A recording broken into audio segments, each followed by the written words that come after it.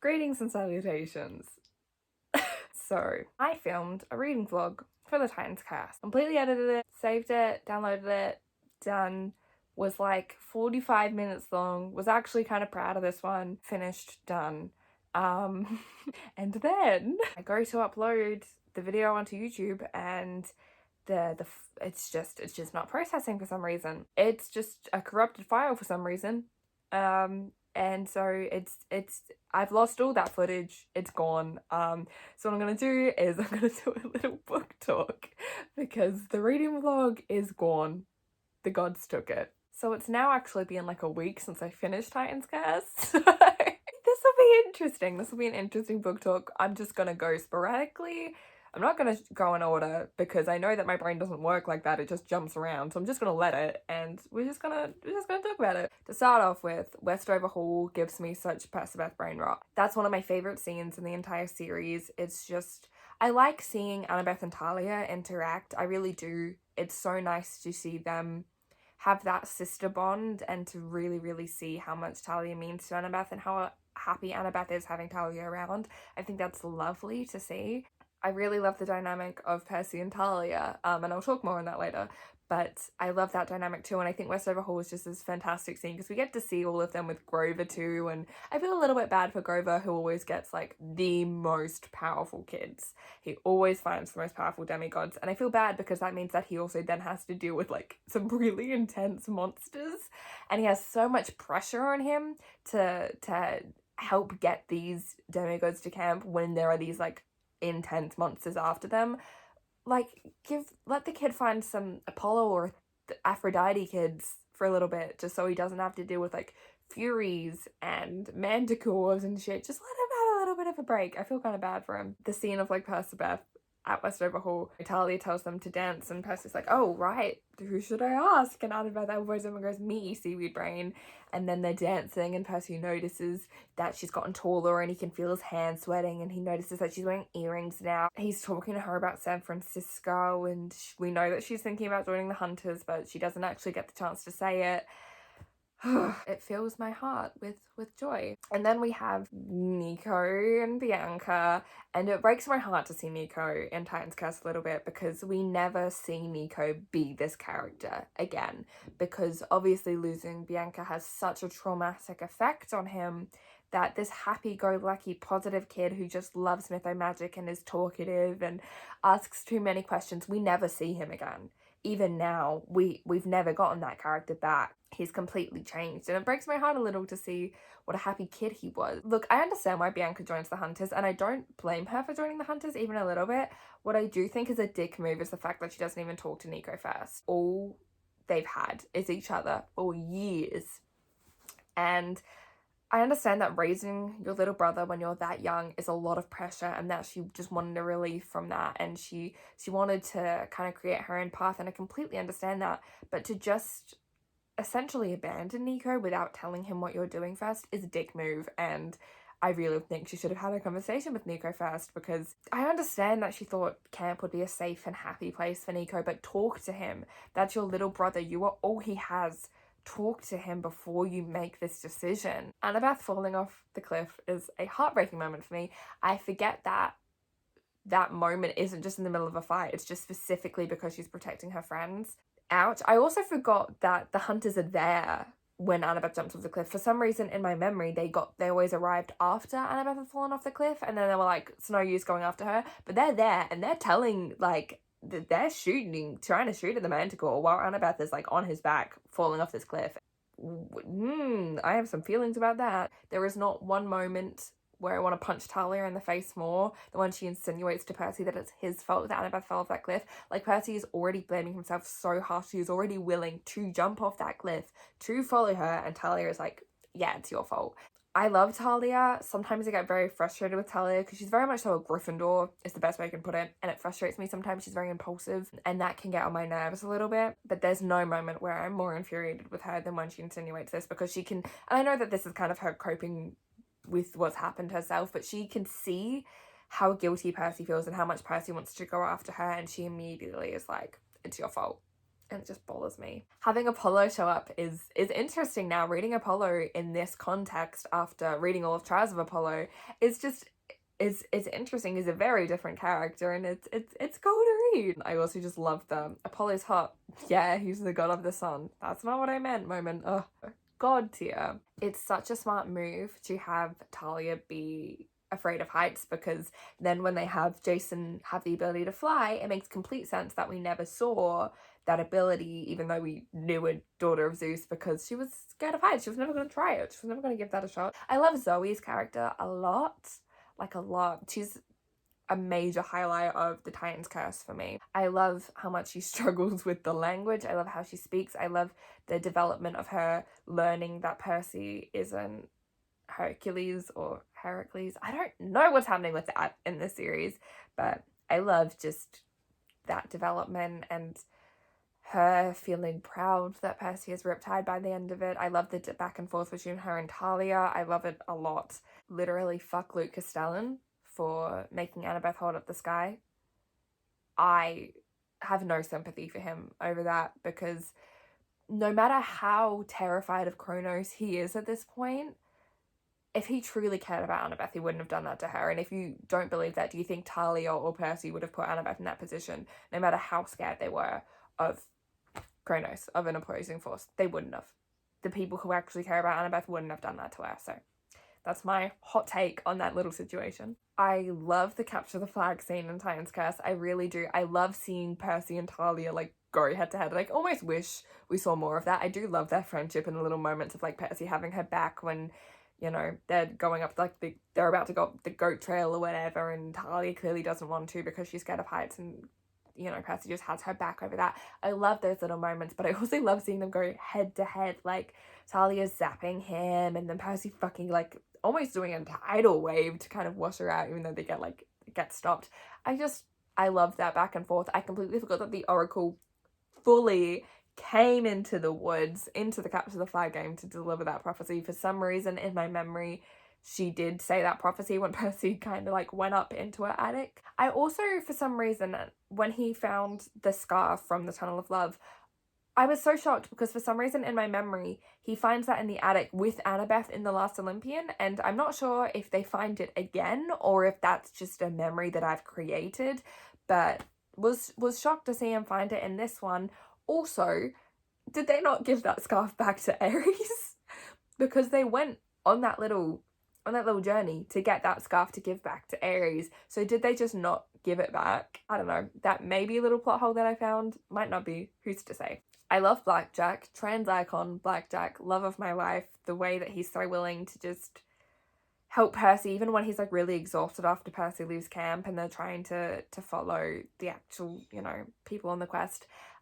He's just so willing to keep working and keep flying for Percy to help out, and I just adore him. I truly do. I love how supportive Sally is of Percy going on this quest. She just very much so, even though she's worried out of her mind, just says, if you think that you being there is essential to saving Annabeth, if you think that you need to be on this quest, then go. She would do the same for you, and she does. I love how even Zoe's just like, no, you're part of this quest now. Once Percy actually shows up, even she can't deny it, and she just accepts him being there. I love that. I love the little scene between Percy and Bianca at the convenience store. It's the only moment really where we actually get to see Bianca as a character and like kind of level with her a little bit and hear her side of the story about what she did with Nico, because to be honest, Bianca's death in Titan's Curse doesn't make me that sad. What makes me sad is Nico's reaction at the end of the novel, whereas Zoe's death makes me sob. And I think that that's because we actually don't see that much of Bianca as a character except for this one scene. But I do love this one little moment between the two of them where Percy kind of just goes, you know, as long as you're happy, that's what matters. I love it. Oh my god, I'm jumping around, I'm sorry, but I love when Nico, like, right at the beginning is just kind of like asking Percy a bunch of questions and is like, so, was Annabeth your girlfriend? Can you surf really well? If Annabeth is so smart, why didn't she know to jump off the cliff? I love Nico. I love that when Nico gets to camp, he kind of is talking to Dionysus and is like, you know, everyone says that you're really useless, but I think you have some cool powers in myth and magic, dude. And Dionysus is like, thanks, and like doesn't know what to make of it. I love the scene with Aphrodite. Aphrodite seems like such a bitch, and it's so fun, and I love her, and I love how she is just talking about Percy and Annabeth as if they're characters in a soap opera, and she's like, oh, we haven't had a good tragic love story in so long. And Percy's like, hold on, no, not love. Second of all, tragic? You're what now? I love it. I love that Percy sees her as Annabeth, and then as a television actress he had a crush on, but he doesn't like connect the dots that, oh, that means I have a crush on Annabeth. Like, he's still so in denial. Yeah, this whole time his whole motivation is just Annabeth. He admits it to Aphrodite, and then when Apollo is, appears in that car with him, he's even asking Apollo about Annabeth, and he still very clearly is only on this quest for Annabeth, and I love to see it. I love to see it. This is such a like Percibeth angst novel. This and Bella the Labyrinth are probably the two most like Percibeth angsty. Oh, Last Olympian too. That scene with Bianca is heartbreaking because of how sudden it is and how final it is that they just can't find her. And then Grover's like, this is how the prophecy made it seem, and Percy again just blames himself for it. Percy really needs to stop blaming himself because it's not his fault. It just hurts. It hurted me a little. Obviously, I love the Hoover Dam scene, the damn snack bar and all the damn jokes. It doesn't make me laugh the way it used to, but it just is such an iconic moment that it's so fun and so nostalgic to read. It's a very fun time, and I completely forgot about Athena being in the elevator and like giving a hint to Percy about what he had to do. Completely forgot that was a thing. Something that pisses me off about that is that Athena helps them, I guess, a little bit, save Annabeth, save her daughter in this quest, but she obviously also clearly doesn't really care about Annabeth, because at the end of the novel, she's saying that she doesn't approve of Percy's friendship with Annabeth, even though Percy makes Annabeth really happy. She only cares about Annabeth in terms of how much pride Annabeth can bring her, how much she can brag about Annabeth. She doesn't actually care about Annabeth's happiness or her real well-being. She just cares about Annabeth bringing honor to her name. I used to love Athena as a kid. I am an Athena kid too, but especially after Heroes of Olympus, I've just really grown to see how toxic of a mother Athena is too, because for some reason I always thought she was one of the better godly parents because she gave Annabeth a gift and she interacts with her a little bit, but no, Athena's just as bad as the other gods. She's still a horrible parent. I love seeing Rachel Dare at the Hoover Dam. I love Rachel Dare, and I know that in my Battle of the Labyrinth reading vlog, look, I'll probably complain a little bit about her because I do always relate to Annabeth, and I do always kind of see every moment from Annabeth's point of view, so I'm likely to side with Annabeth's side of the story and understand where Annabeth is coming from, even though I think Annabeth is horrible to Rachel in Battle of the Labyrinth. So I probably will end up complaining about Rachel in Battle of the Labyrinth, but Rachel is one of my favorite characters. I love seeing her here. I love that immediately Percy tries to use the mist on her and she's just like, no, that's a sword, you weirdo. And she still helps him though. She helps him evade these skeleton people who she's terrified of because she can see through the mist. I love Rachel Dare. It was so exciting to see her. It's always exciting to see her in Titan's Curse for me.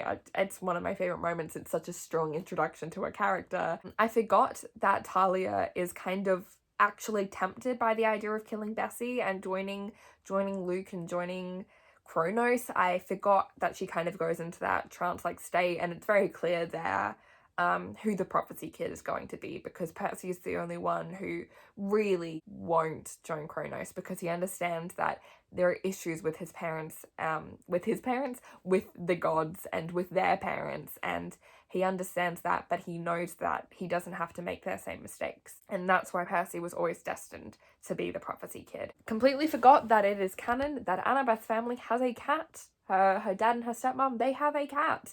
And I love this because I have a headcanon that Annabeth is a cat person, Percy's a dog person, and that when they live together, they have a dog and a cat. Because Percy, he wants like a man's best friend. He wants a dog who he can like take for walks and runs along the beach. But Annabeth, wants a cat who will like sit with her when she's up at 4 a.m. sketching out designs and studying at college. And I've always liked the idea that they have a dog and a cat, and they both love them, but it's Annabeth's cat and it's Percy's dog. So Annabeth's family having a cat kind of fueled my headcanon. So thank you, Rick, for my Annabeth as a cat person rights.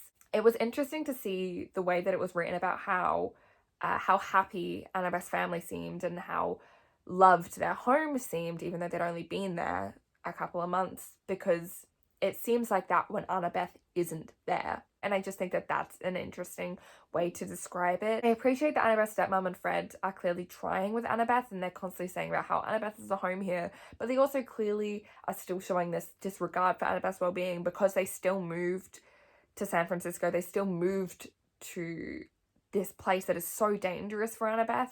Even though they knew that it was dangerous for Annabeth, I like that they're trying. They clearly still are not showing enough care for Annabeth though, and that's, again, interesting to read, I suppose. It does make me happy that even though Annabeth, as far as we know, probably doesn't talk to her stepmom that much, you know, her stepmom has heard a lot about Percy. That does make my garbage brain very happy. Look, I'll be honest, the end fight is kind of a blur in my mind, so I can't talk about a lot of it in much detail, but I remember Aries really picked the worst time to make Percy's sword fall in battle, and I kind of respect that. Zoe, during that entire end chapter, just makes me so sad. She really intercepted Percy, even though she knew it would happen. Annabeth being like tied up, but still just trying to tell Percy to like run and to stay safe. In that moment, even though she's clearly so weak, breaks my heart. And Annabeth still kind of standing up for Luke to Talia just breaks my heart, because Annabeth clearly still cares about him and still can't accept how awful Luke is to her, and can't accept how much Luke is manipulating her. It's upsetting because Annabeth is, what, 14 here? And Luke is an adult, and he's pulling these tricks on her, and he's trying to manipulate Talia too. 10 out of 10 to Talia for kicking Luke off a cliff. I love to see it. I would do the same thing.